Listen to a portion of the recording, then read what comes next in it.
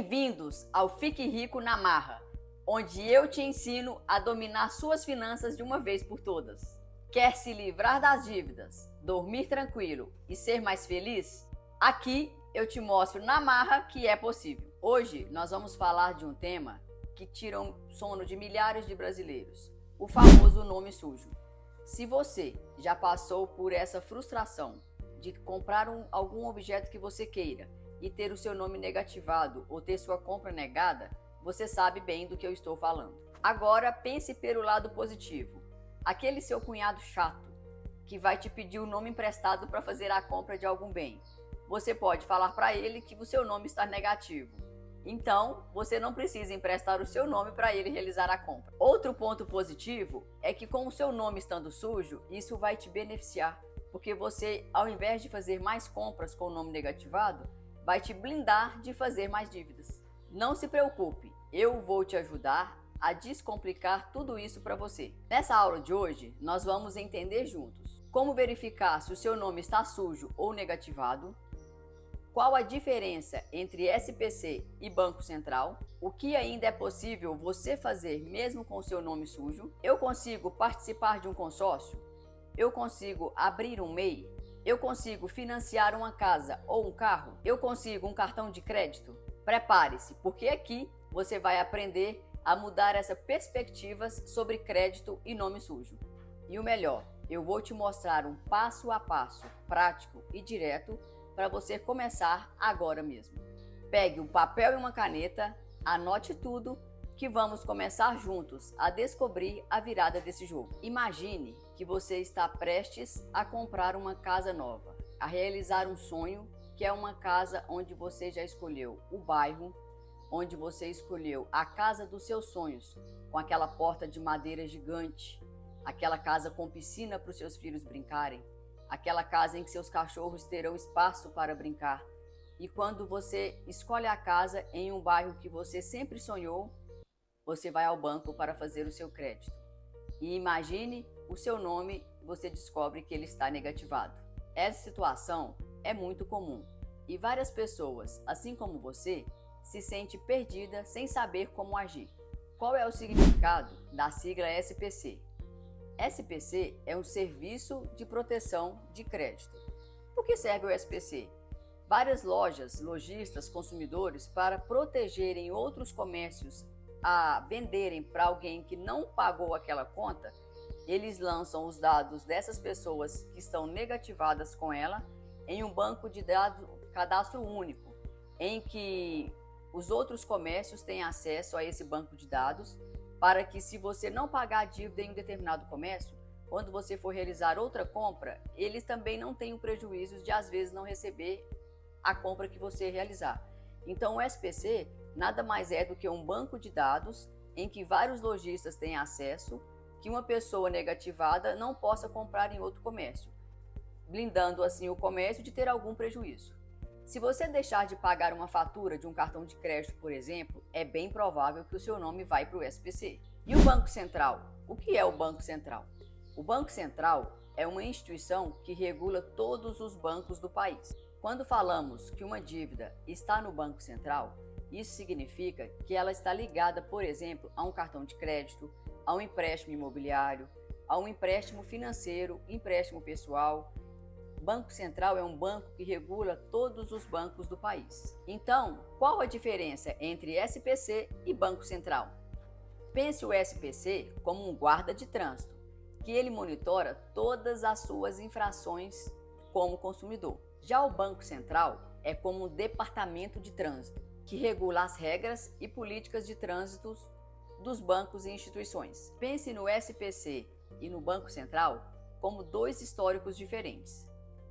O histórico da primeira escola, que é o SPC, ele vai te negativar a fazer compras no comércio, em outras lojas que você queira adquirir algum produto. Já o histórico da segunda escola, que é o Banco Central, ele vai negativar você de fazer um empréstimo imobiliário, de fazer um empréstimo pessoal, de querer fazer algum empréstimo consignado mais ligado a instituições financeiras. Como verificar então se o seu nome está sujo? O primeiro passo para resolver essa situação é saber aonde o seu nome está sujo. E pode ser feito de duas maneiras: pela internet ou pela própria empresa de crédito.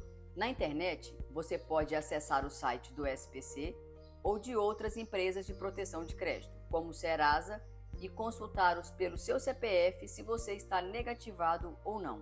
É bem simples e rápido de fazer. Esse processo é bem simples e rápido. Ele pode ser pesquisado no computador ou pelo aplicativo no celular. Eu vou te mostrar pelo meu celular, que eu acho que é a maneira mais rápida que todo mundo tem acesso, o passo a passo para você consultar o seu nome no aplicativo do SPC. Quando você abre o aplicativo do SPC Consumidor, vão te pedir um cadastro. O meu já abriu direto porque ele já está cadastrado. Aqui você é possível verificar qual o seu score de venda, que de 0 a 1000, lembrando que 0 é o pior score e 1000 é o melhor score para suas contas. E aqui embaixo tem falando sobre o seu CPF. Quer saber mais sobre o seu CPF? Vamos lá, é só você clicar. Como o meu não tem dívida, aqui já aparece a mensagem: oba, você não tem nenhuma dívida. Caso você tenha alguma dívida cadastrada, essa dívida aparecerá nessa primeira tela inicial do aplicativo do SPC. É simples e prático para você consultar se o seu nome está negativado ou não. Eu demonstrei para vocês pelo aplicativo do SPC, que é bem simples. Do Serasa é o mesmo passo a passo. É só você baixar o aplicativo do Serasa no seu telefone, ou se você achar melhor, pode consultar também pelo site do Serasa. Caso vocês ainda não tenham o cadastro é simples e rápido. Assim que você fizer o cadastro, já vai aparecer embaixo se você tem ou não tem alguma dívida negativada. Outra forma de você verificar quais são as suas dívidas é pesquisar no Registrato. Lembrando que a dívida que você deve, seja no comércio ou no Banco Central, não é a mesma do valor que está anotado lá no registrado, que está registrado. Por quê? O registrato ele tem um delay de 90 dias mais ou menos para atualizar o valor correto da dívida. Às vezes você deve um empréstimo para o banco e vai lá no banco procurar saber qual que é o valor da sua dívida, o banco te informa o valor. Quando você pesquisa no registrato, o valor vai estar diferente. Não quer dizer que o banco esteja errado, é porque o registrato demora 90 dias para atualizar o valor exato dessa sua inadimplência. Agora, mesmo que o seu nome esteja sujo, eu vou te mostrar várias possibilidades que você ainda tem, mesmo com o nome negativado. Sobre consórcio, mesmo com o seu nome negativado, você ainda pode participar de um consórcio. No entanto, caso você seja contemplado, você tem que quitar a dívida anterior para conseguir receber a sua carta de crédito. E sobre abrir um MEI, você acha que com o seu nome negativado é possível abrir um MEI? Eu posso te afirmar que é possível sim, porém você vai ter algumas dificuldades a mais para conseguir crédito para a sua empresa. Mas abrir um MEI você consegue abrir sem problema, mesmo o seu nome esteja negativado. Independente do valor, entre o carro ser mais barato e a casa ser mais caro, é possível sim financiar uma casa ou um carro mesmo com o seu nome negativado. Porém, é um pouco mais difícil e você com certeza pagará um juro maior no financiamento desse caso dessa casa. O banco, quando ele empresta dinheiro para você, ele tem que ver qual é o risco que ele corre de não receber essa dívida. Então vocês concordam comigo que se o seu nome está negativado, o banco já vai ficar com o pé atrás para saber aquele credor vai me pagar ou não vai me pagar.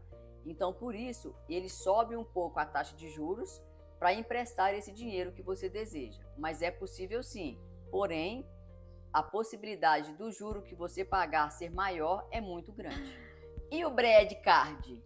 Vocês sabem o que é o Brad Card? Eu vou apresentar para vocês hoje, na nossa primeira aula, o que é o Brad Card.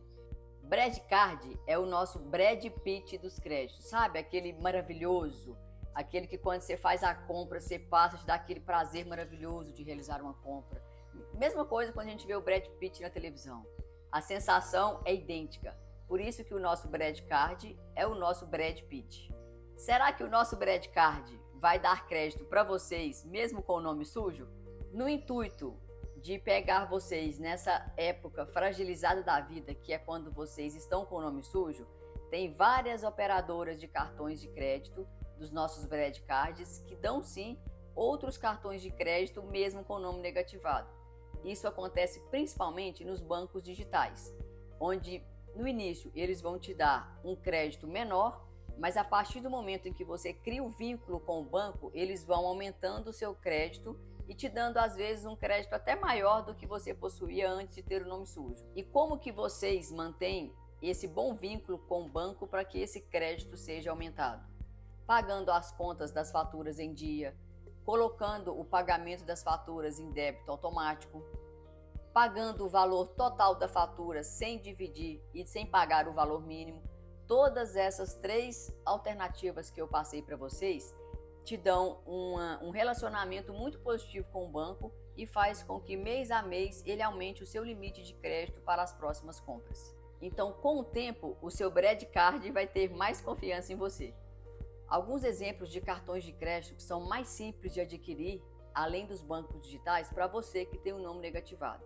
Cartões de lojas, como cartões do Magalu, do Americanas. É muito mais fácil você adquirir crédito com esses cartões de créditos que vêm de lojas.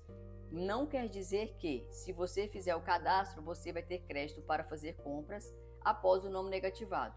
Mas a possibilidade de você adquirir um crédito depois do nome negativado é muito maior com esses cartões de lojas físicas, como Magalu, como Americanas e outras lojas que têm também o trabalho de cartão de crédito. Vamos fazer agora um exercício bem simples para você que tem alguma dívida no mercado. Pegue o papel e a caneta e anote todas as dívidas que você tem ou que você acha que tem no mercado financeiro. Depois que você fizer essa lista de todas as suas dívidas, pegue o aplicativo do SPC ou do Serasa e veja qual é a sua situação nesses 2 aplicativos que eu te passei, tanto do SPC quanto do Serasa, para você ter certeza se o seu nome realmente está negativado. Após você fazer essa pesquisa no SPC ou no Serasa, para que você consiga quitar suas dívidas de uma maneira mais rápida, você tem que lembrar que dívida não tem a ver com a taxa de juros. O pagamento da dívida tem a ver com o risco que ela tem para você e para sua família. Nós vamos explicar aqui agora quais são os 4 níveis de risco que tem todas as dívidas que você deve. As suas dívidas são divididas em 4 escalas diferentes de pagamento. Nós temos a prioridade máxima, nós temos a prioridade essencial, nós temos as dívidas de alto risco e nós temos as dívidas de baixo risco. Eu vou explicar para vocês qual que é a diferença entre essas 4 prioridades para que você, quando for fazer a sua estratégia de pagamento, você consiga analisar qual dívida deve ser paga primeiro.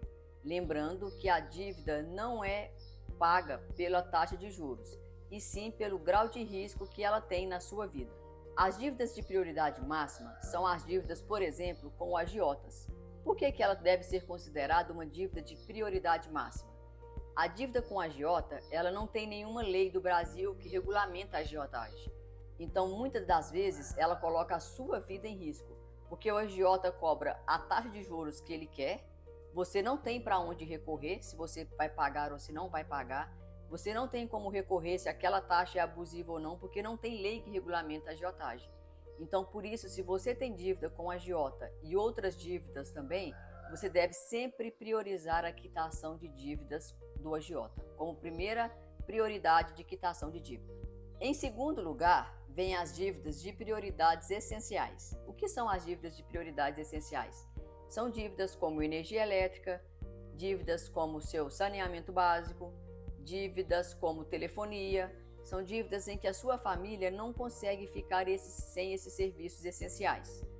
Então, se você tem dívida com agiota e dos serviços essenciais, primeiro você vai priorizar o agiota e depois você vai priorizar os serviços essenciais. Lembrando que dentre esses serviços essenciais, você vai pagar primeiro as que têm maior tempo de inadimplência. Lembrando que dentre essas dívidas essenciais, as operadoras têm a autonomia de poder dividir essa dívida para você.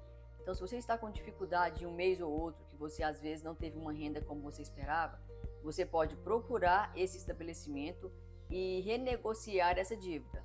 Lembrando para vocês ficarem atentos em não pague juros que todos que eles disserem. Negociem da melhor forma, tentem pagar apenas o que você deve. Mesmo que seja dividido, tente mostrar sempre a sua boa vontade em quitar aquele débito que você tem, porém sem pagar juros abusivos. Em terceiro lugar, vem as dívidas de alto risco. Quais são as dívidas de alto risco?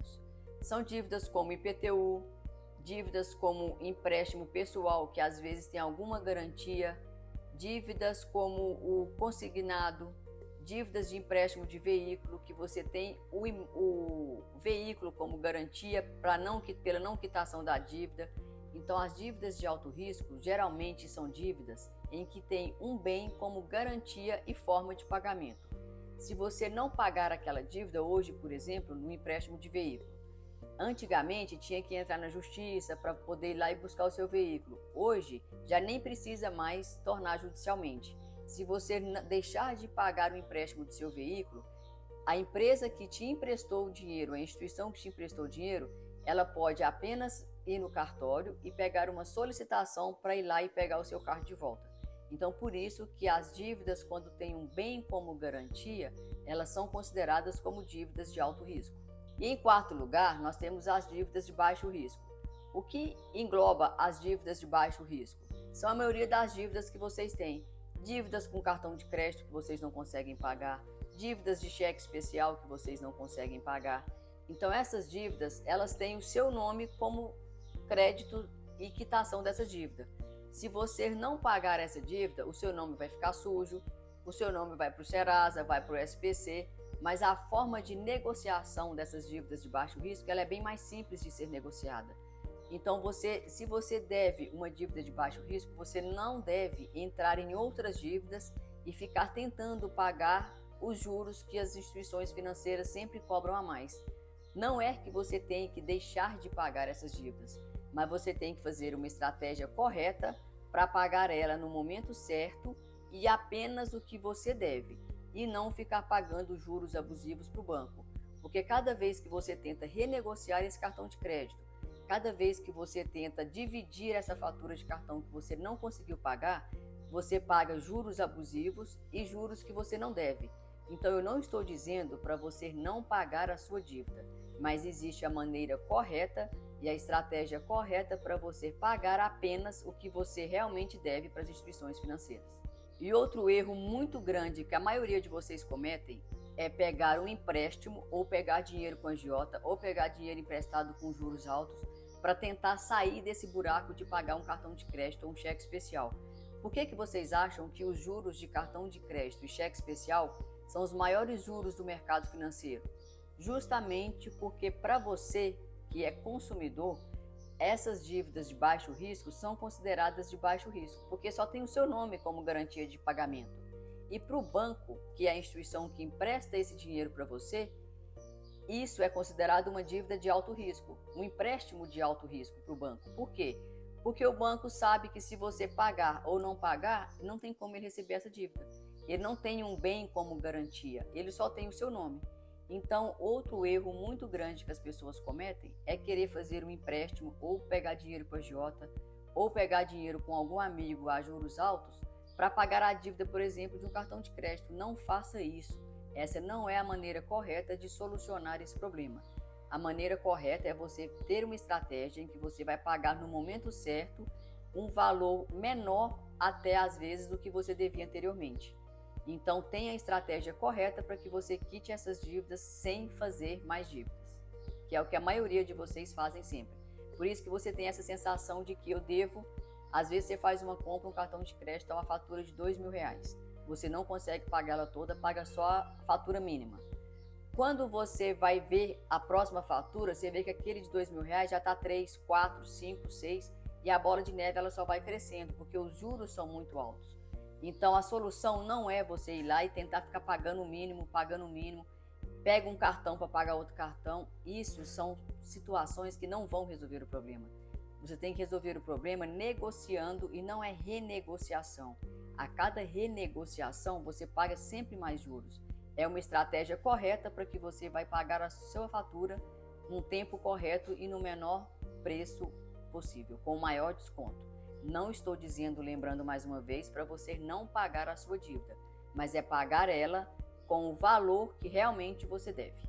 Para finalizar, vamos recapitular os principais pontos que você aprendeu comigo aqui hoje. Primeiro ponto, verifique seu nome no SPC ou no Serasa ou diretamente na empresa ou na loja ou no comércio em que você acha que você deve. Entenda a diferença entre SPC e Banco Central. SPC são as dívidas que você tem no comércio local e já o Banco Central são as dívidas de instituições financeiras, como empréstimos de veículos de residência, empréstimo pessoal. Então essa diferença entre SPC e Banco Central vocês aprenderam também aqui hoje. Vocês aprenderam também que é possível fazer consórcio com o nome sujo. Porém, para você receber sua carta de crédito, é necessário que você quite sua dívida antes de receber a sua carta de crédito. A MEI pode ser aberta, só que você terá uma dificuldade maior para conseguir crédito para o seu estabelecimento ou seu negócio. Financiamento de casa e de carro também é possível mesmo que o seu nome esteja sujo. Porém, a taxa de juros desse financiamento com certeza será maior, devido ao banco ter um risco maior de receber de alguma pessoa que deve, como foi explicado anteriormente. Cartão de crédito, o nosso Brad Card, ele sempre vai estar liberado para você, porque as instituições financeiras ela têm muito interesse em ter o maior número de clientes possível. Então, mesmo que seu nome esteja sujo, você vai ter sempre disponibilidade de outros Brad Cards. Lidar com o nome sujo é desafiador e não é um bom momento da sua vida. Mas com informação e organização, é possível sair dessa. Não se desespere. Siga os passos que vocês aprenderam na aula de hoje e lembre-se que aos poucos você vai conseguir de novo o seu crédito e seguir em frente os seus planos e de sua família. Fiquem ligados à nossa programação. Toda segunda-feira, às 19 horas, no nosso canal no YouTube, vocês vão ter o Fique Rico na Marra, onde eu trago informações relevantes do seu cotidiano e do seu dia a dia. Todas as quartas-feiras, às 19 horas, nós teremos no meu canal do Instagram o NamarraCast, onde eu trarei várias viradas de chaves para você mudar sua situação financeira. Se você gostou desse conteúdo, compartilhe, deixe o like e ative o sininho para que você não perca nenhuma dica que eu te darei.